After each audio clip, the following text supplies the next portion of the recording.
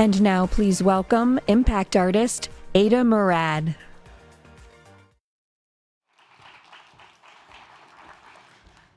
Hello.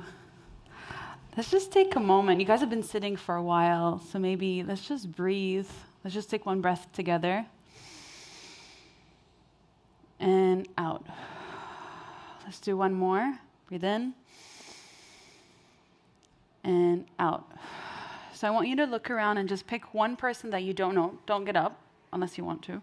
And log them in your mind, because after they're going to be your partner, or try to find them, so we're going to do a little painting thing later on.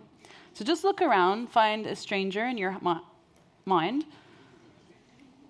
Okay, beautiful. So how many of you here have experienced a trauma before? Just raise your hand if you can. I'm sure more than... Well, I'm about to tell you my story of how I experienced the worst thing in my life that actually turned into the best thing in my life. So I was a senior at George Washington University and was super A-type. I worked 40 hours a week, studied 40 hours a week, and also wanted to fit into every social circle possible. And I thought sleep was for the weak. I genuinely hated sleeping. I thought it was not productive, and I lost time. Little did I know sleep is holy.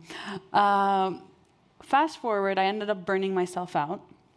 And I kept saying, I need a break, I need a break, I need a break. And then I willed it into existence. I got my break, not in the form that I wanted. I remember the specific day I woke up, and I had this ritual of going to my kitchen and drinking from this mug made in Jordan, where I'm from, because it just made me feel, I was in DC at the time, it made me feel I was closer to home.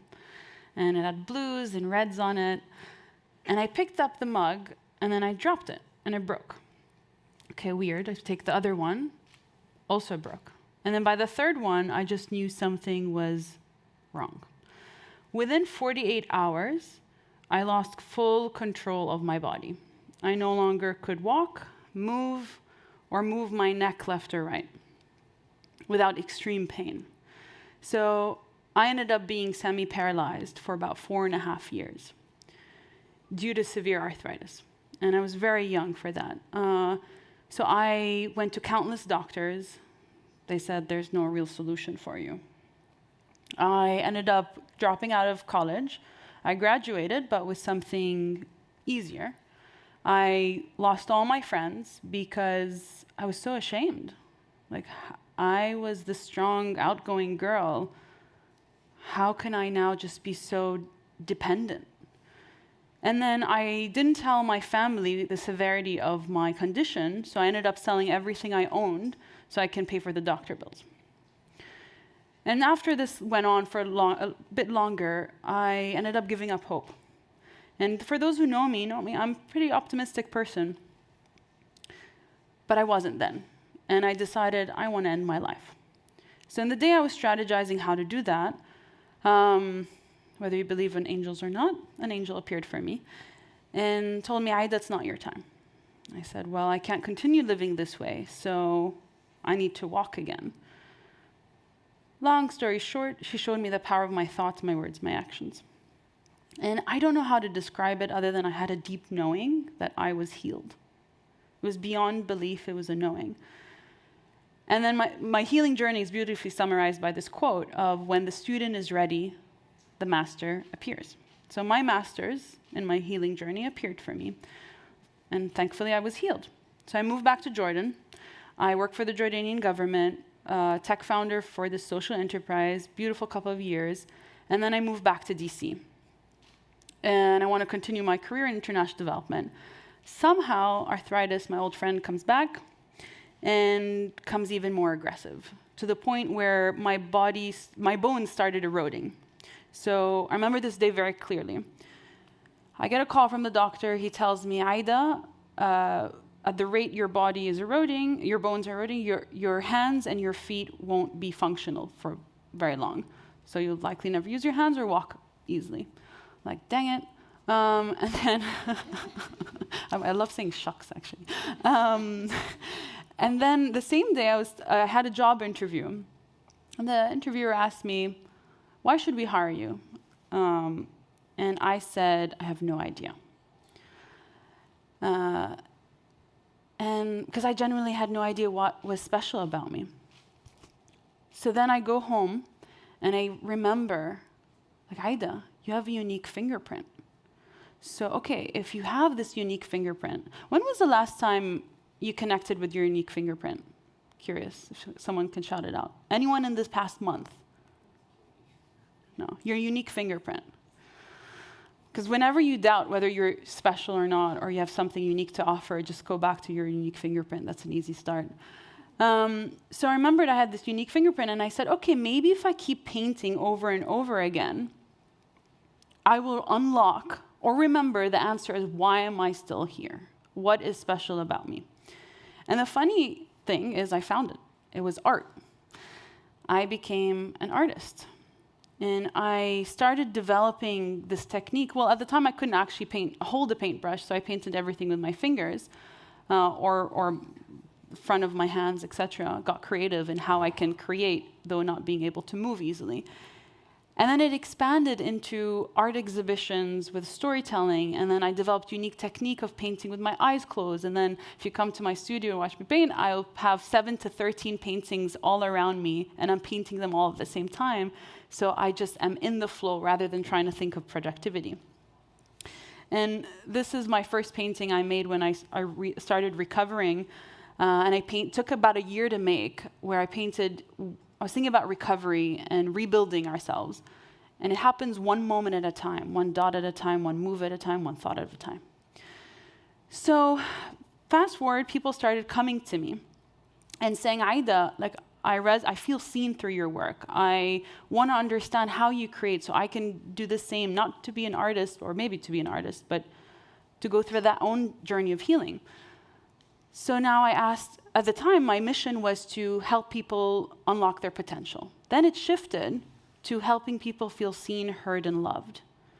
Because at the end of the day, that's what we all truly crave. And I think about unlocking potential. I can't do that for you if you don't see yourself, if you don't hear yourself and love yourself.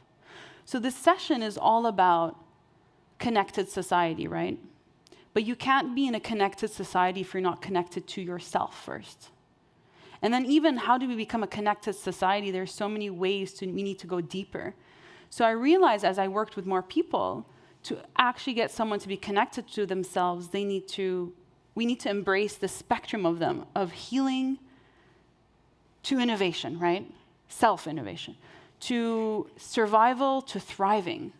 Because in a single day, we can actually experience that spectrum, and we don't talk enough about it.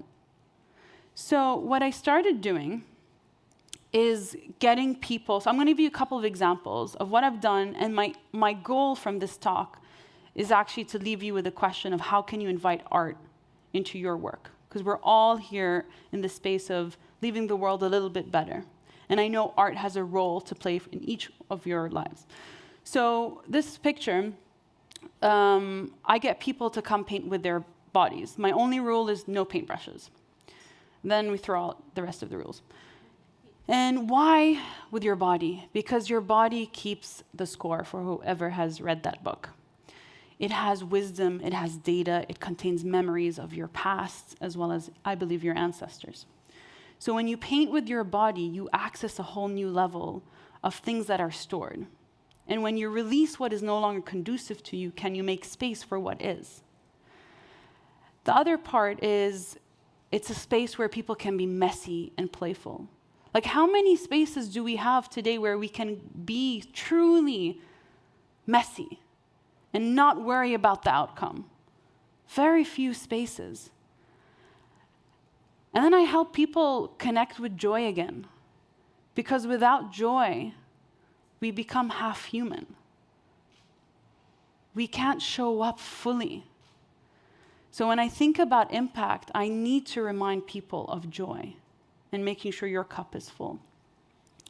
So this is another thing that I do is, so this is Sandy, and she's a cancer patient. I'm the artist in residence at Georgetown University Cancer Center.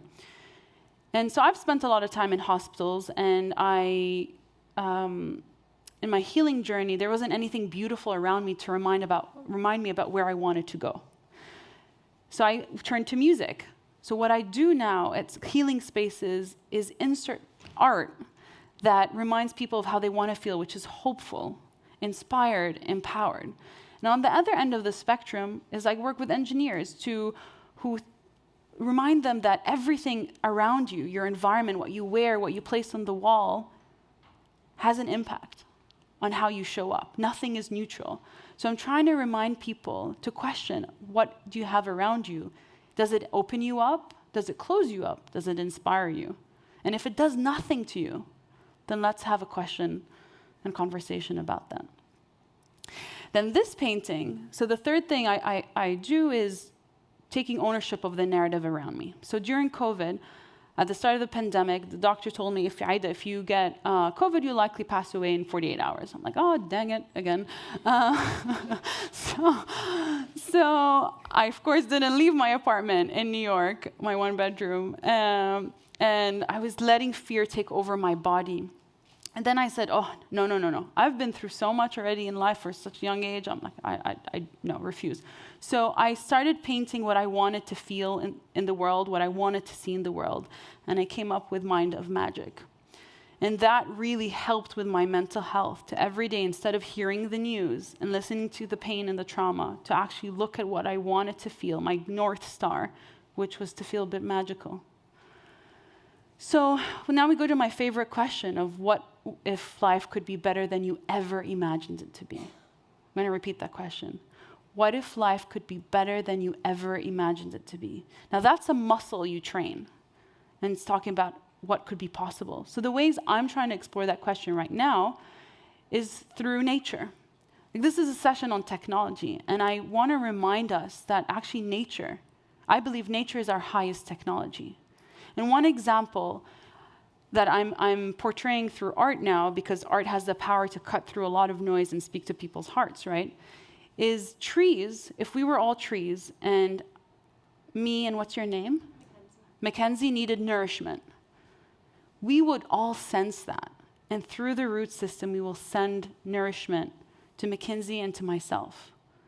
That is mind-blowing. And I think even when I talk to people, I can see we're not fully absorbing it.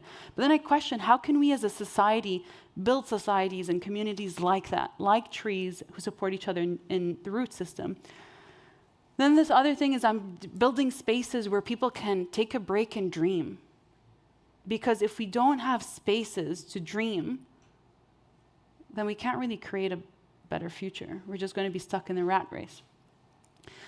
So I invite you to ask this question and welcome art to support you, so we can be a better connected society, right?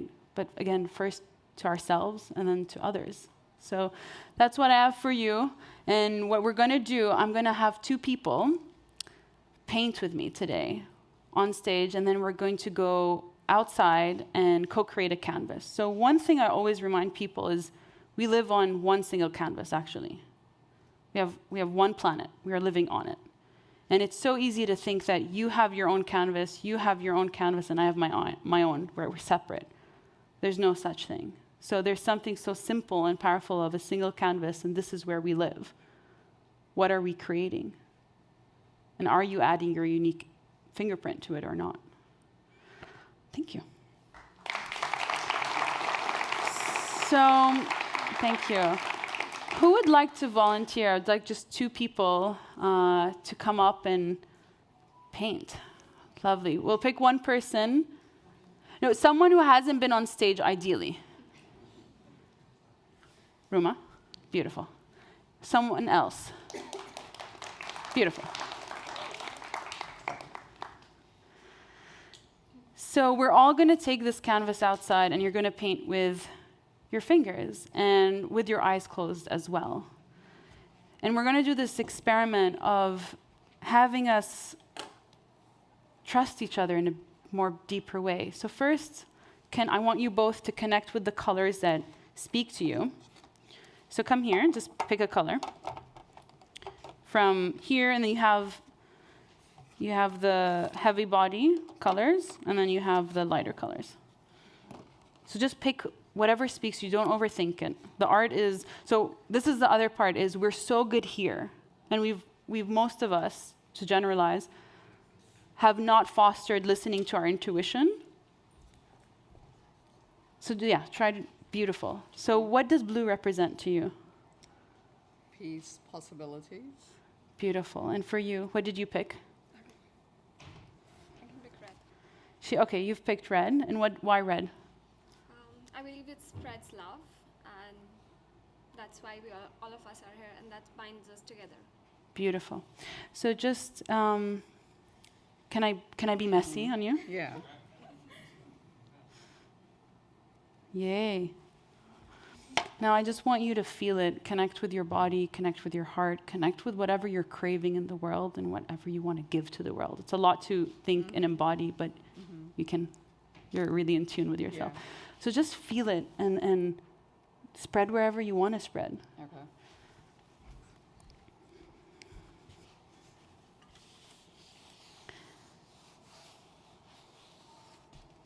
And now with your eyes closed, and move somewhere that you haven't touched before.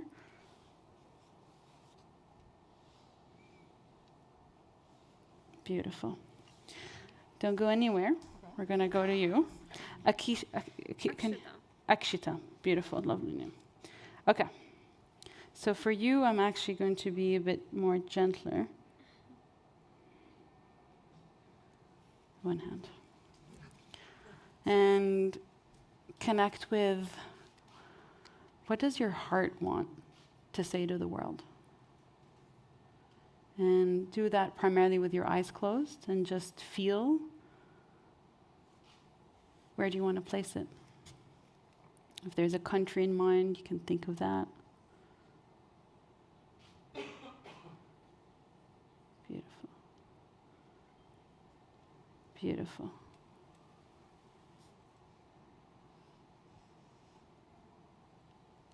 Beautiful, thank you. And then I'm going to have you both, I've actually never done this part before.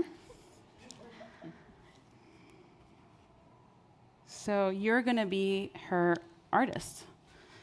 And you're going to close your eyes, and you're going to completely surrender and trust her to paint through you. So if you can, so this is your paintbrush, basically. And feel her energy. And take control here, or however you would like. And you want me to keep my eyes closed? Yes. Okay. Complete surrender and trusting that your fellow solver is going to paint for you in a beautiful way. And notice in your body, Ruma, is there any tension going? Where do you feel uncomfortable in surrendering?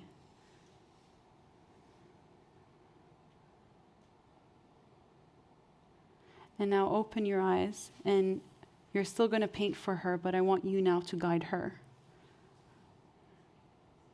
And there's very subtle shifts in trust, in power, in co-creation.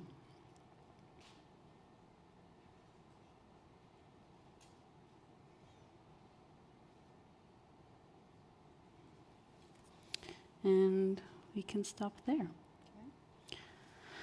So I have wet wipes for you.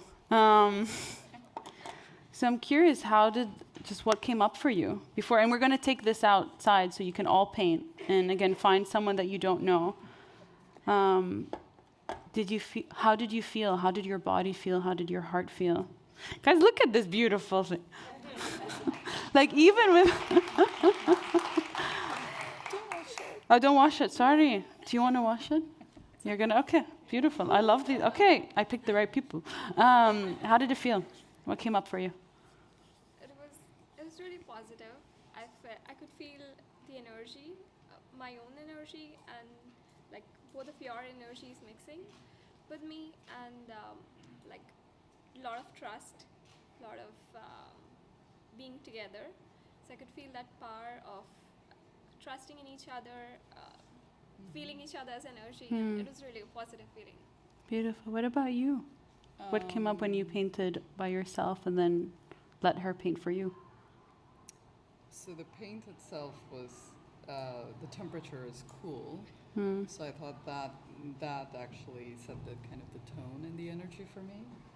And yeah, I wasn't expecting to close my eyes and being guided. So yeah, like you said, it was like a sense of just giving up control and going up with the flow, going with the flow. So it was fun. I can't wait to have you outside and paint. We're going to have now Hella come up and paint with us, but you guys can come back outside. Thank you so much for painting with us. Yeah. To our artists.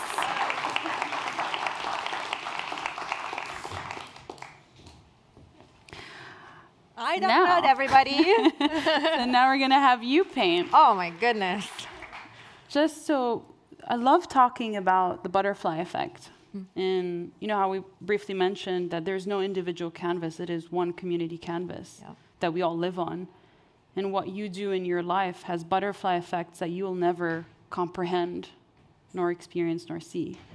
So being here at MIT Solve, you have butterfly effects, hopefully in the impact community, that you'll never see. So love for you to connect with your purpose.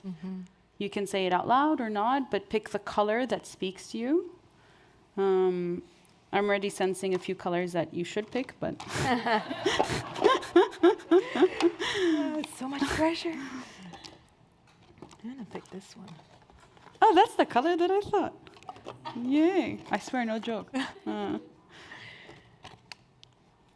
I heard you. Reads through souls. Exactly. Everything's energy, guys. Do I have to pick more than one? It's up to you. I'm trying to find an orange one too, but if not, then we're good. I don't think I have an orange one. Shucks. Maybe outside. That's okay. Okay. So, oh, actually, this is where we create art and we create our own colors. So, let's start with you. You picked this color. So just either you want to say out loud your purpose or you can embody it and just start with your, however you feel like you feel called to paint. And listen to your body. And it's interesting for you, I'm sensing a lot of your back wants to paint with you. Meaning you don't That's have gonna be too messy. No, but like energetically, the thing is like we are energetic beings. So connect with the energy of your back as well and invite it to send whatever message through your hands. I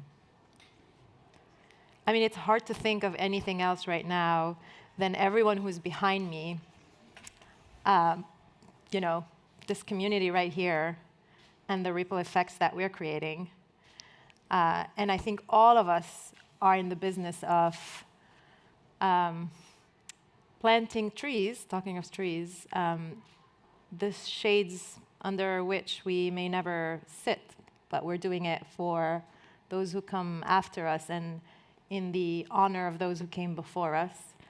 So this feels like a very fitting way to end this. Thank you, Aida. Thank you so much. Thank you for all the work you do. Thank you. Appreciate you all. And come paint after. That was not a good idea. Can I add mine? Yes. Okay. Awesome. Oh no, I got it here. Okay. Oh, that was great. Thank you. I can't wait to paint with everyone. And actually, the piece that we're going to co-create together will remain with us as a community.